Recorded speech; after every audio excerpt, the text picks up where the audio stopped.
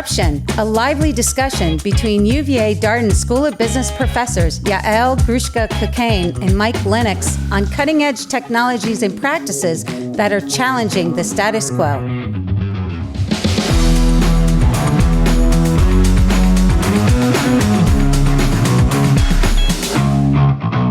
Hello, Yael. How are you doing today? I'm great, Mike. How are you doing? Good. How's your summertime been? What's your favorite summertime activity? Ooh, heading north, something with cool weather. I will be traveling extensively to cooler climates. And what do you do in the cooler climates? Is it skiing? No, not that cold. I'm going up north, going to Scandinavia for a while. Then I'm going to go to Michigan for a while. Anything north of 46, basically, where I can have less humidity and I can jog in the middle of the day. That's really my goal. A place where I can run during the day. Yeah. I like the heat. I like going out to the beach and being able to enjoy the hot weather. So. Yeah, the beach is nice, but for me, it's just the comfort of the day to day. But I have a fun topic for us today. I think a fun topic. Okay. It will take us down memory lane. It will be a little bit of a back to the future, kind of skip to the future kind of conversation. I'm intrigued. Like many of our disruptions, things were imagined long time ago in movies and sci-fi. But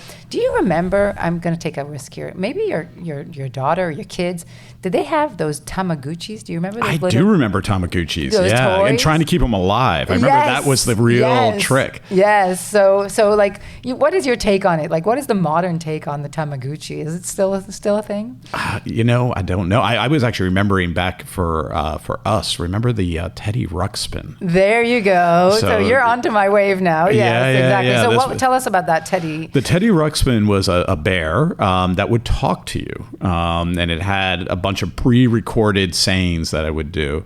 Looking back on it, it was a little freaky, actually. Yeah, I think they probably could make some horror movies after the Teddy Ruxpin. I think they did, actually. But so the Tamaguchis reminded me a little bit, or the connection to today is this whole wave that we're seeing around AI companions and friendships and various combination a little bit of topics that we've had, that we've talked about here in this show, related to both robotics coming to alive and being, more persuasive and powerful and creative than before, with the AI component of it. Wow. Put together, you have an AI companion, new forms, new toys, new games, new friends, and new types of friendships and relationships. I could have used that growing up, having a few more friends, even if they were, digital and AI. That would have been nice. So interesting that you say that. So reflecting back, do you think that would be a good thing for you or a bad thing for you?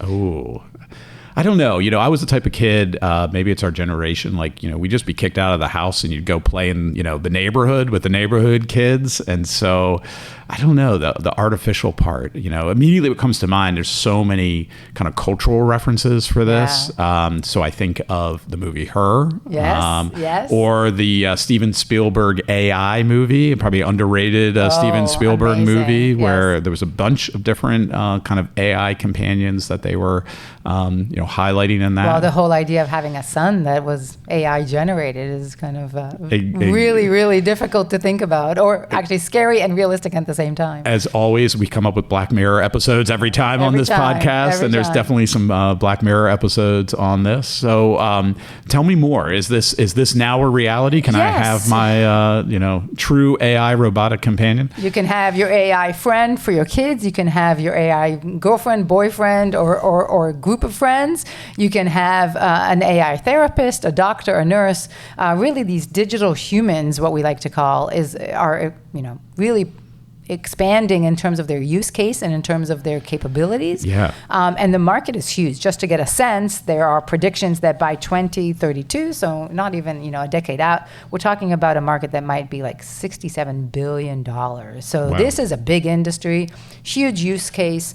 And what's so interesting to me is that when you think about it from our business school kind of perspective, I think the functionality that we are seeing these digital humans perform are replacing jobs, or could potentially be replacing jobs and relationships that we never thought technology would replace. When we think about digital or regular disruption, we typically think about different kinds of jobs that are being automated or taken away. Here we're talking about very highly trained individuals, jobs that we think about more on one-on-one by very emotionally available individuals. So this could be like doctors then? Doctors, nurses, therapists. Right.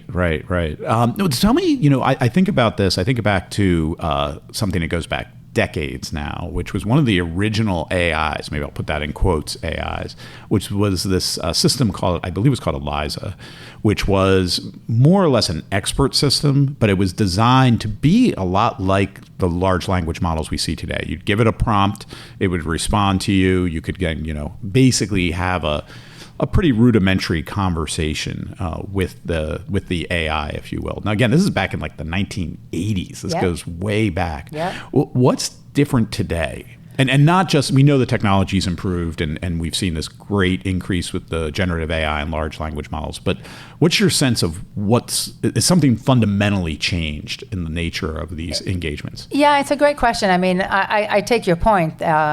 Everything, has been imagined long time ago. It's just today things are becoming more acceptable on one hand, both from a cultural perspective, digital native society that half of the time, even physical friends, we communicate with them through text and through our phones. And so we're already operating in the virtual space predominantly. Yeah. So just the cultural has changed. We're seeing an explosion in this market post-pandemic too. So the whole atmosphere around what does it mean for me to have friendships? Who can I rely on? Who should I rely on? After we went through, several years of challenges to meet in person also comes to question. And then just the natural evolution of the technology. When I think about Electric Dreams, one of my favorite movies from the 80s, where a PC owner and his PC are fighting for the same girl, right? They're fighting for the same, for the love of the same girl. The artificial intelligence there, while it was imagined to be much more dynamic and creative, in reality, it didn't have those capabilities. But today it does. The generative aspect of those large language models is quickly catching up to the point where it can sense emotions from conversation or from videos or from pictures. It can identify smiles, or it can identify somebody's emotions by how they're reacting and the speed of their voice and their vocals and their face movement. And so if the computer can now assess that, digest that, and react to it, so now the range of capabilities is broader. Okay. And therefore the type of interaction that you're having, or that we as humans are having with our digital humans or these AI companions, feels a lot more organic and natural and closer to what we expect to have with some friends. Again, another pop culture reference we've already mentioned, but the movie Her with Joaquin Phoenix and then Scarlett Johansson as the voice of the AI. Yes. And if you haven't seen the movie, a fabulous movie, I think it was Spike Jonze was the director. He basically falls in love with his AI assistant that's on his phone.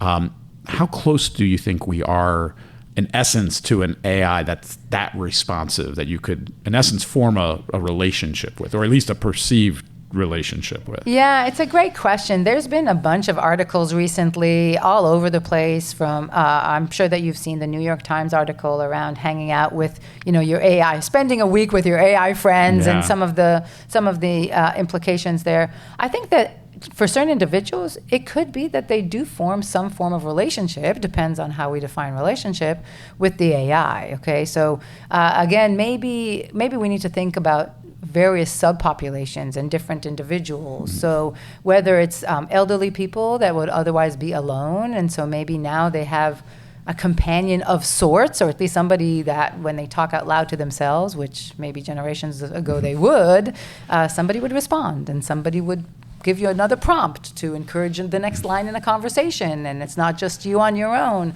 That's an interesting exchange. Does that really define a relationship? I don't know. Well, that's what, I'm going to play the Luddite here and say, and I think this is true in a lot of our perceptions of this idea of an AI companion. It seems sad, right? Why do we feel that way? Like, why is that initial reaction like, oh, now let's say your example of the elderly person is speaking to a computer. Right. Is it sad, or is it the alternative of not having a relationship at all? Like many of our disruption conversations, it depends on what you're comparing it to, right? AI, scanning X-rays instead of doctors. Well, if mistakes are going to happen, if we can, become more accurate with machine learning or with technology, why not do it? Because we're going to improve on something that doesn't exist already. So if the option is for somebody to be lonely and to be sad and to be really to actually deteriorate because they're on their own, maybe some kind of robotic friend, robotic dog, robotic teddy bear, maybe that's not that bad as opposed to feeling on their own. Now, if it's somebody that is in the playground, very active and outdoors and has a lot of, kids in their neighborhood, if they suddenly become a little bit more reserved and start staying at home more on their own, potentially then maybe they're losing some capability to interact with a broader group of individuals. I mean, with robotics, though, could we be seeing the future isn't like you're not just in your home on your computer with this, that you could be out in the world, navigating that world with your AI robotic friend? Yeah, there could be that. Again, Teddy Ruxpin, come to life here. Right? Yeah. And so what would that do? I mean, I suspect that it's not that far for us to be seeing some of this around us.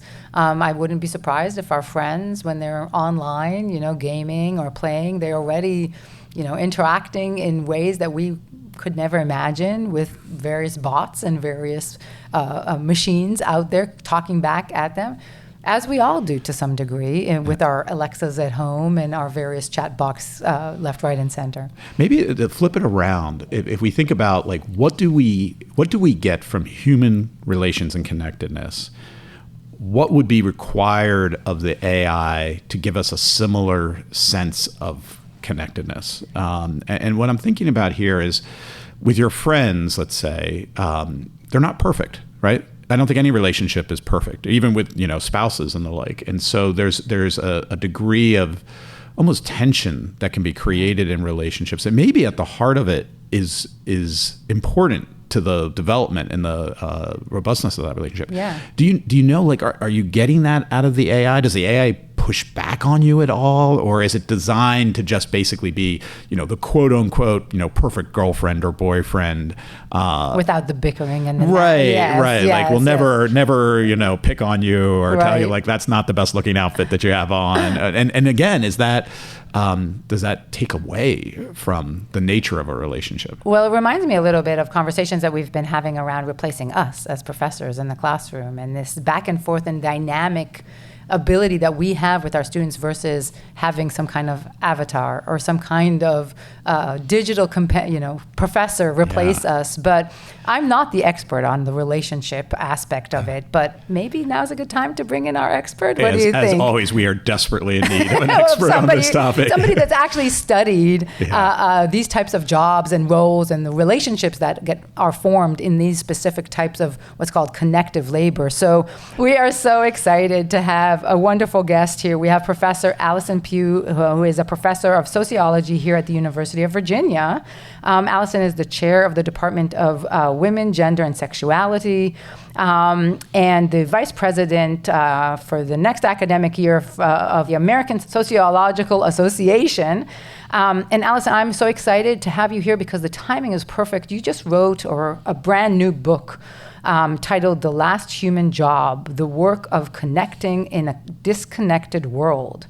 And I just feel like there's so much there that is so rightly timed for the world that we're in. So can you tell us a little bit, what is connective labor and really why is it valuable for society? Yeah, I've become a bit of an evangelist about it. Connective labor is the work of seeing the other and being seen. And it underlies all kinds of professions from, say, therapy is the most obvious one, but also you can imagine teaching, certainly PhD advising, you could primary care physicians, counselors of all kinds, lawyers, high-end sales, management, anywhere where humans motivate each other by reflecting, by being seen, by seeing the other and being seen. And that is a very powerful kind of thing that we do for each other, and that underlies valuable outcomes all across the economy.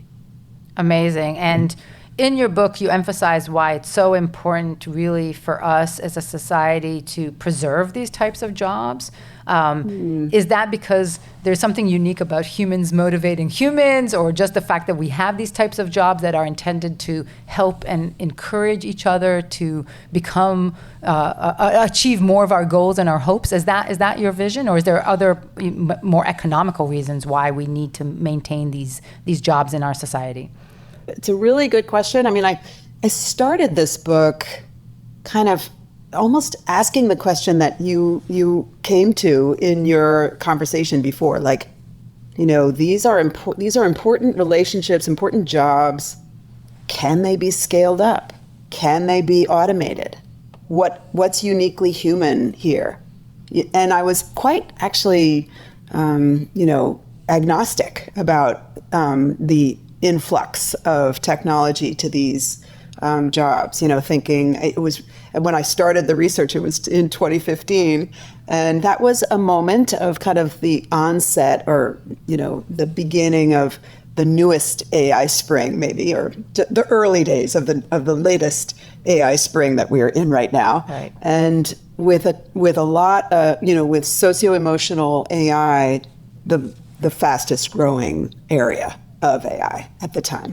And so there was a ton of people working in this space. And so I was open to what they were saying, maybe, as you mentioned, having a virtual nurse is better than nothing, because sometimes low income or less advantaged populations don't get the kind of time that they need from their nursing care or whatever.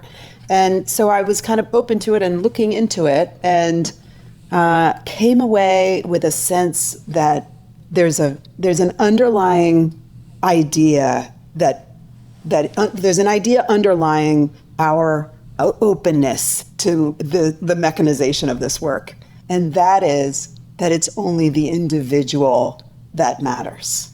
If we only care about the individual patient or the individual student and how much they learn algebra, then I think this work can be automated. I think Sal Khan, the founder of Khan Academy, which has millions of subscribers, has come up with the Khan Migo tutor based on ChatGPT technology, which sounds pretty good to me. I think humans, as Mike mentioned, are very open to feeling seen by machines.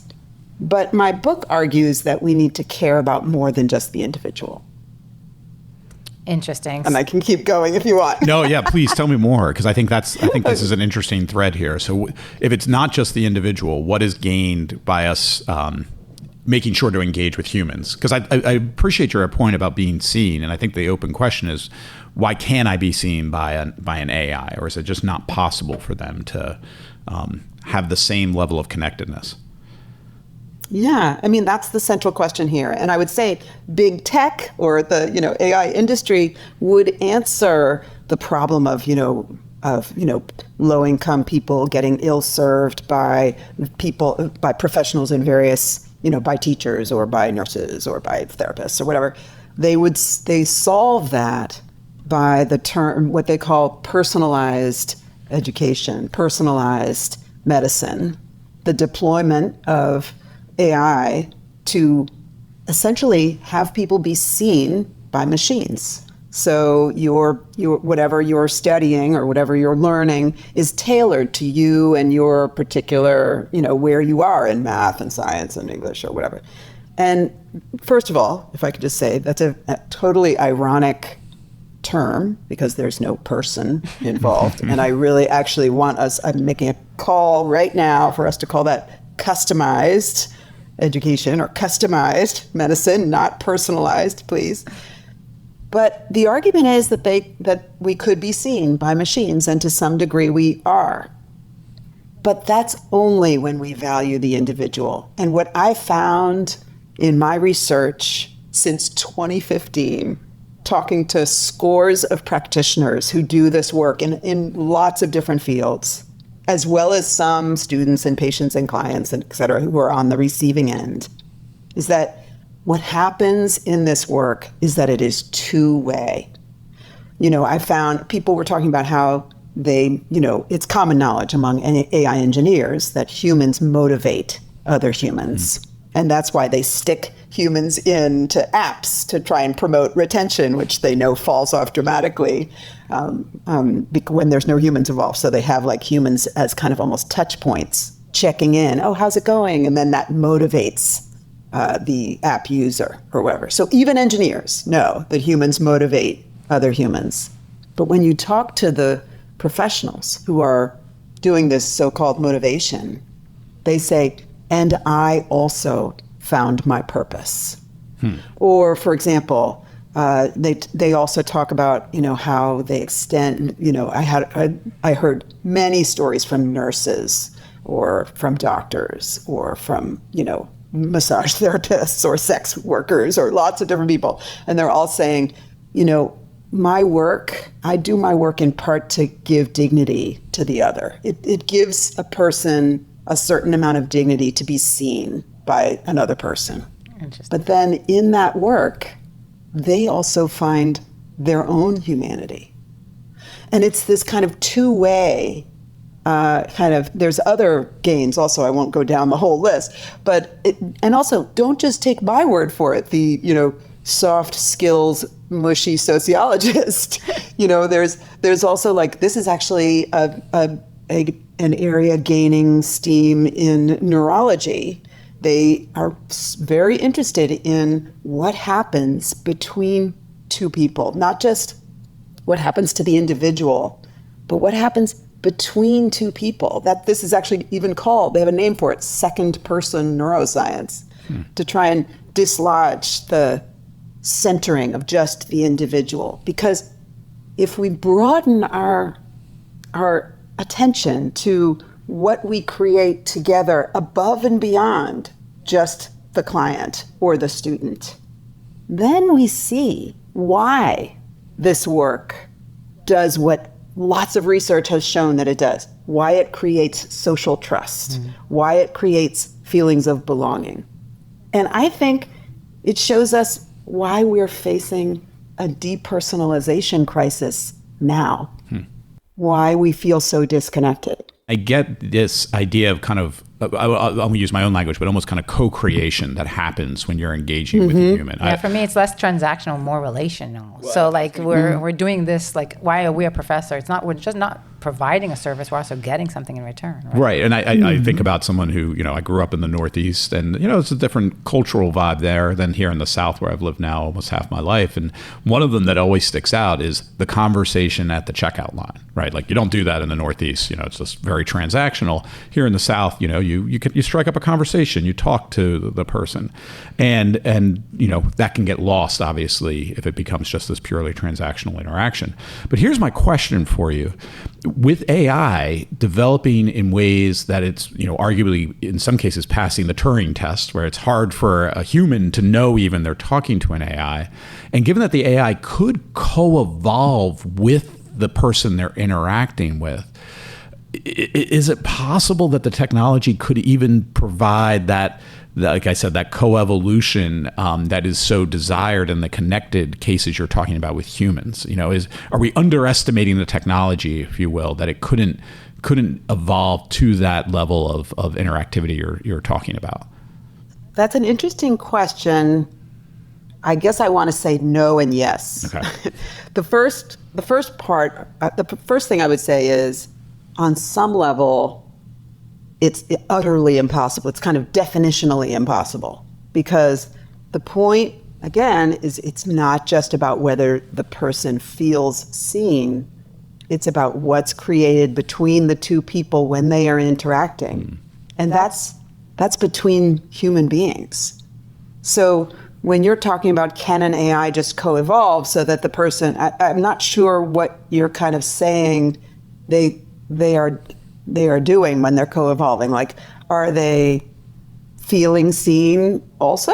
Like, are they generate? Like, I don't understand what a machine would like look like.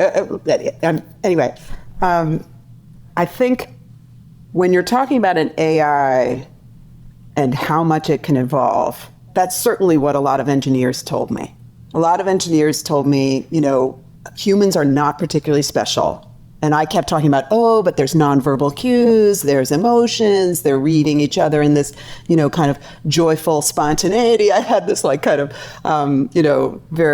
kind of rhapsodic account, and they were like, it's just a matter of time before machines are able to read the nonverbal cues to the same degree. And one of the things, for example, that humans use to kind of convey humanness, and one of the things that's very powerful in these encounters is humans make mistakes. And so, and when they rectify the mistake, like therapists actually talk about this, when therapists make mistakes and then they rectify them, they actually feel closer. The person feels more seen because that therapist actually took the time to get it right. And so that's a very powerful experience. So therapists call that therapeutic rupture, and it's actually a thing that they know about. I should try that in the classroom as a professor too. When we admit mistakes, I think it makes us seem a lot more humane to the students. It's a similar kind of thing, right? I mean, I have to do that all the time. I mean, I'm always admitting to mistakes. You're exactly right. And actually, I found teachers saying the same thing, like that they felt closer after I definitely talked to teachers who said the same thing. But now engineers are like, they're starting to build AI agents that are making mistakes. And they're doing that to try and make kind of the bonds between the humans and the AI closer. So on that level, engineers and you, Mike, are right. Like, there's nothing special. But at the same time, I'm actually talking about the thing that's created between two humans. So there is no mechanizing that, because then it's not between two humans. Right. So that's the problem. And so what I'm starting to understand from you, and this is kind of deep philosophically, I'm a management science person, so this for me is fun to challenge myself to think about this.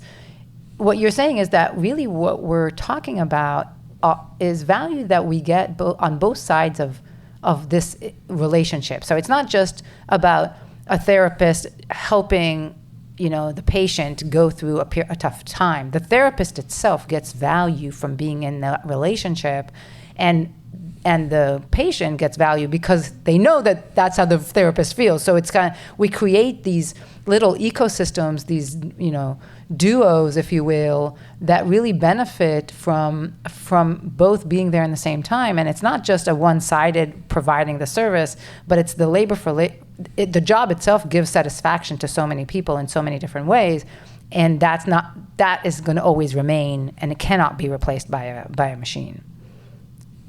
That's exactly the point. I mean, that's exactly what I'm saying, and it's been found not just, as I say, not just by the sociologist or even the neurologist, but also by a ton of different scholars have found benefits that accrue to both.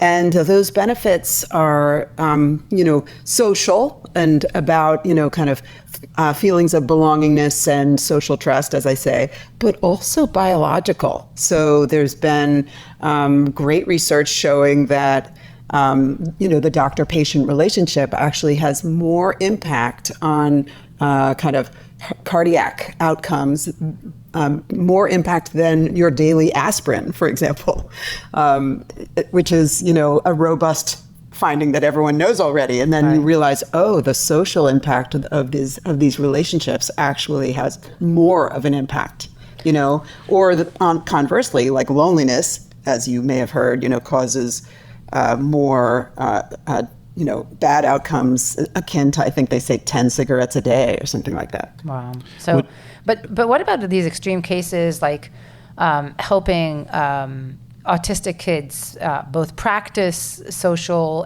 interaction, but also get some companionship? Like, are there edge cases, or are there use cases, or are there different pockets of the population? We talked about elderly care previously. Are there certain aspects or places where you think the adoption will give room to the benefits as opposed to, and overcome those how should I say this? We will be willing to compromise and give away that relational part in order to get some of the benefits for these other populations that are underserved. Do you see that do you think that will still happen? I do see those edge cases. For example, there's a lot of interesting work with regard to dementia patients, who are really can be difficult for their human caregivers who have to repeat things, and so that was actually kind of an early population that was seeing a lot of kind of socio-emotional AI activity. Also, there's people. You mentioned the elderly, and also the new technology serving autistic kids, as you mentioned. So these are all kind of definitely, kind of, I can get behind those, I would say. But I worry about how these edge cases are kind of lead-ins for convincing us or getting us used to these technologies writ large.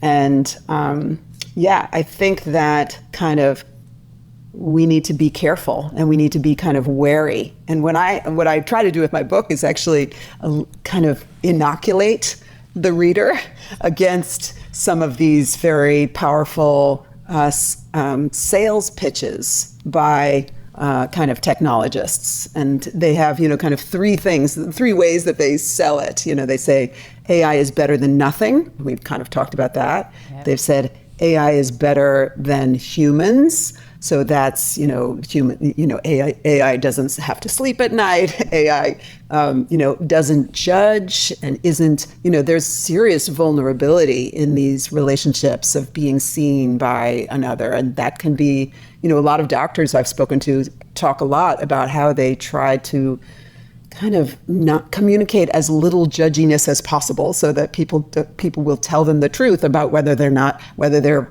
eating a good diet or, getting any exercise or whatever, so managing judgment and shame is a really tricky thing when you're talking about another human. And that's a real benefit of AI. People see it as a benefit of AI. So that's something that's a kind of sales pitch that part of the sales pitch that technologists use to try and get AI more widely accepted is that, it's judgment free. Now I would hope that you and your listeners would realize that there is judgment in AI. There is bias. There is, kind of, we know that with all sorts of cases, like for instance, AI used in sentencing will, repeat kind of recidivism bias about, sentencing Black men more, giving them more strict and difficult sentences than white women, for example, or whatever, because of prior biases that the AI is learning from. So we know that AI judges,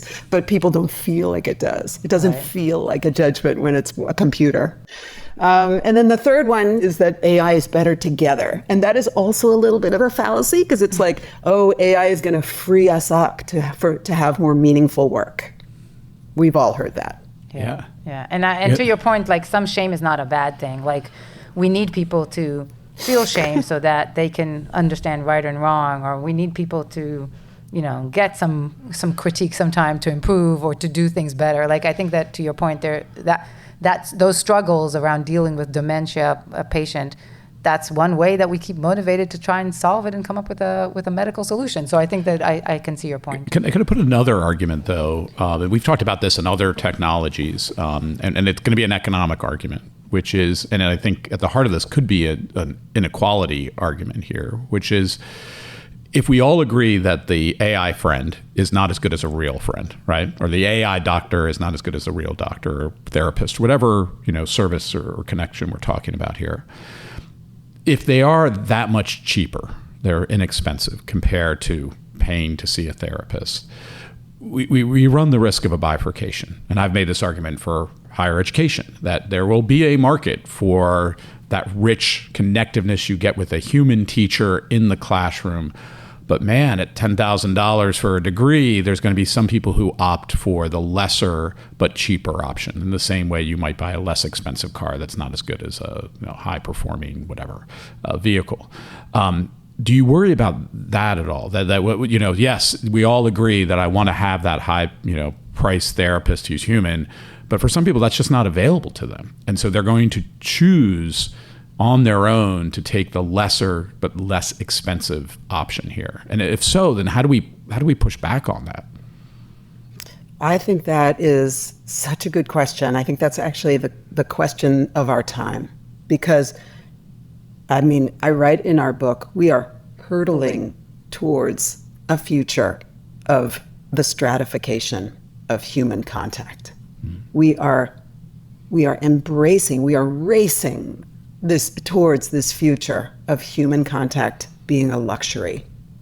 And you can actually see some of it today, where what we've had is not yet the full automation of, good primary care or something for the less advantaged. But the way we organize this work, it really degrades the connective labor that less advantaged people get. And when it's degraded, it really invites the better than nothing language. But to your point, I actually want to push back slightly on your framing, because you kind of said, well, people will choose this, low cost option because that's what they can afford. And, how do you kind of handle that? And I actually think it's a choice we're all making to set it up this way. And we need to kind of attend to the discrepancies and the kind of vast inequities in the connective labor that people are getting, the teaching that people are getting, the difference between the private clinic and the community clinic or whatever. These inequalities feed the automation for low-income people, until what's really scary, actually, what keeps me up at night, is that what we're going to have is kind of artisanal, personal care for the affluent, and provided by these low-income, or less advantaged people, who will then receive their connective labor from a bot.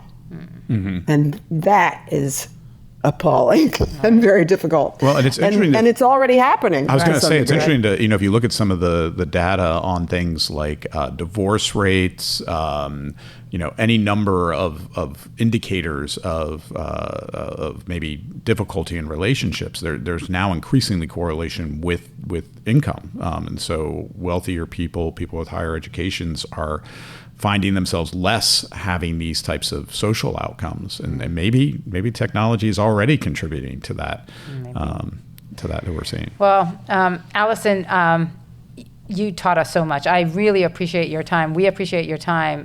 It's really concerning, but also inspiring to think about these types of jobs and interactions in a much deeper way, in a more thoughtful manner, to solve the right problems. So we don't solve the low-hanging fruit with technology, but we think more broadly to maybe kind of address some problems upscale or upstream, I would say, to provide the right kind of relationships to everybody, and not only those who can afford it.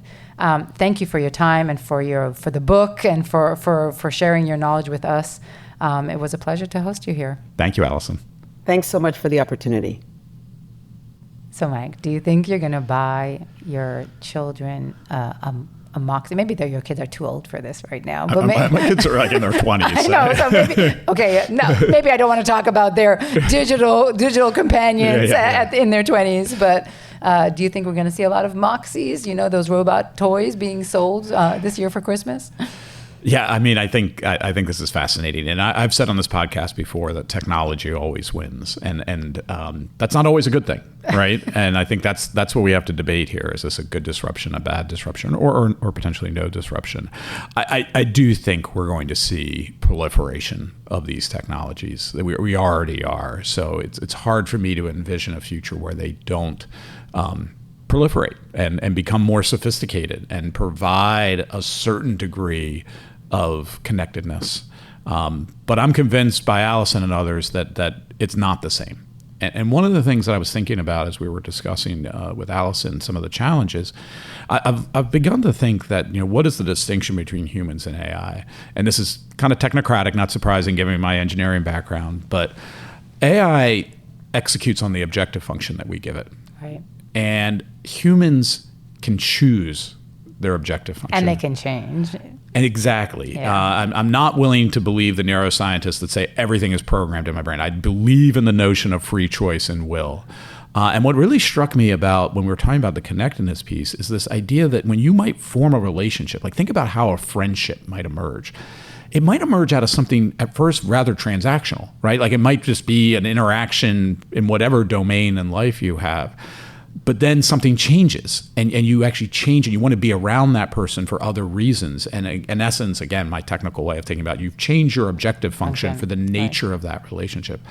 That really resonates with me as what is distinctly human, that these AI companions aren't going to really be able to do that. They're probably going to be given some code that says, unfortunately, in some of these cases, maximize the time you're talking to the person so we can sell them more ads. Or extract the most data. Or extract the most data. And that is just not the same as how a relationship, a true relationship forms. And I think about so many relationships I have in my life that, again, maybe it started transactional, but over time it evolved into something quite distinctive. And I don't think AI will ever be able to do that. It will mimic it. It will maybe mimic that idea, but it won't truly be that notion of connectedness. Well, it's definitely fascinating to think about in the world where, again, our kids and we, even us, interact so much online with our physical friends. Yeah. Does it matter that we've seen them physically, that we spend time with people outside of the machines to make those interactions in the digital arena more satisfying? If you take that away and you have friends that are just virtual, how long can those relationships last? Yeah. It would be a question.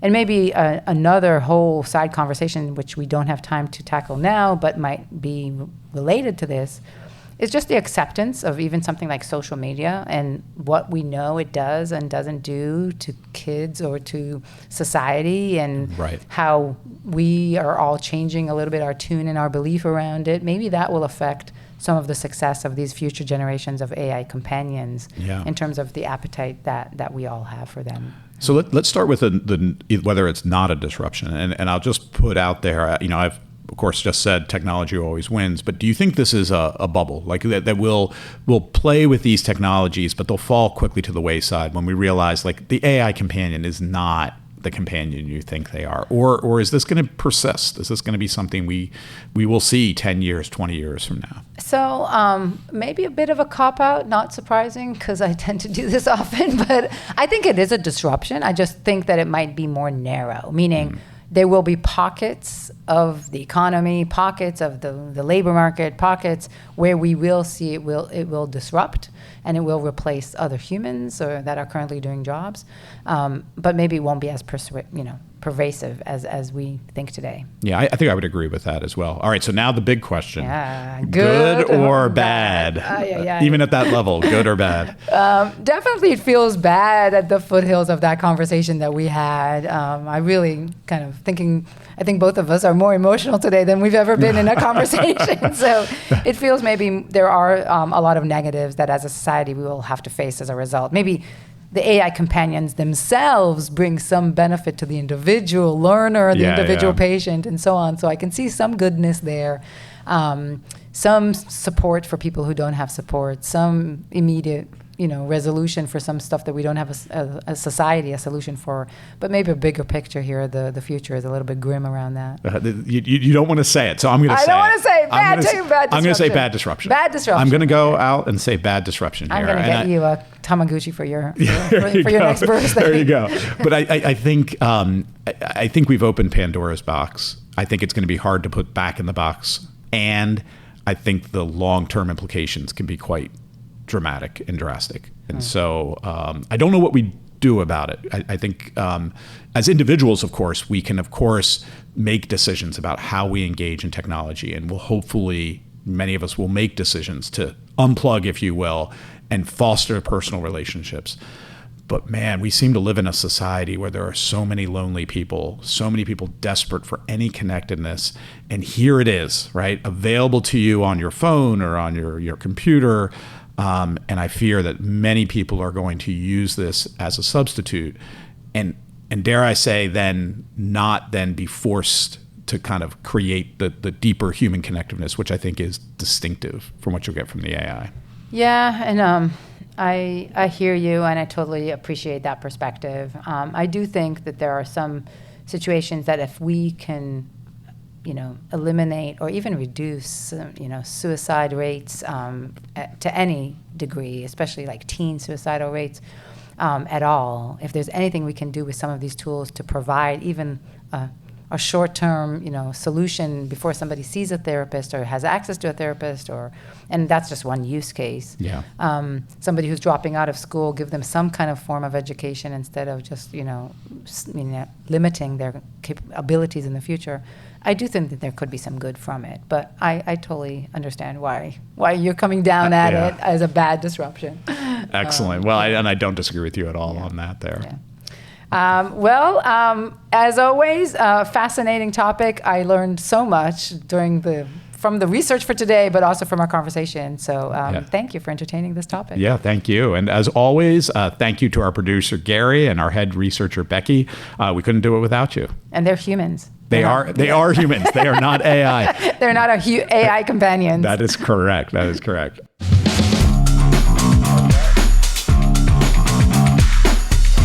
Good Disruption is a podcast from the University of Virginia Darden School of Business.